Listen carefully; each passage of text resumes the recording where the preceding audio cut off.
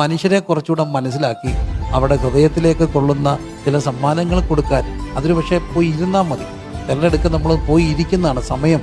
പ്രായമായവരുടെ അടുക്കലൊക്കെ ഈ ക്രിസ്മസ് കാലഘട്ടത്തിൽ ഒന്ന് പോയി ഇരിക്കാൻ കഴിയട്ടെ.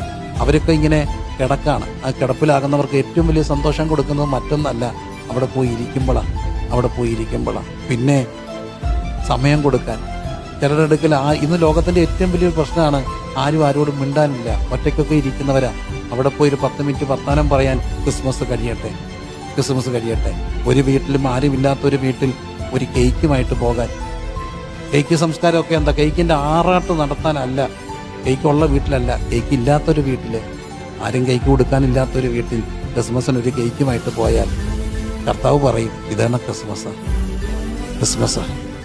കേക്കില്ലാത്ത വീട്ടിൽ, ആ കേക്കില്ലാത്ത വീട്ടിലെ കുഞ്ഞിന് ഒരു ഉടുപ്പ് ക്രിസ്മസിന് മേടിച്ചു കൊടുക്കുമ്പോൾ ആ കുഞ്ഞിൻ്റെ കണ്ണൊക്കെ തിളങ്ങും.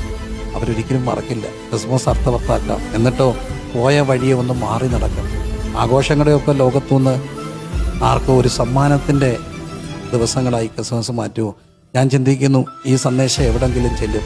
അടുത്ത വീട്ടിലെ ആ കുട്ടിക്ക് ക്രിസ്മസിന് ഒരു കേക്ക്, ഒരു ഉടുപ്പ്, അതല്ലേ സമ്മാനം, അതല്ലേ ക്രിസ്മസ്.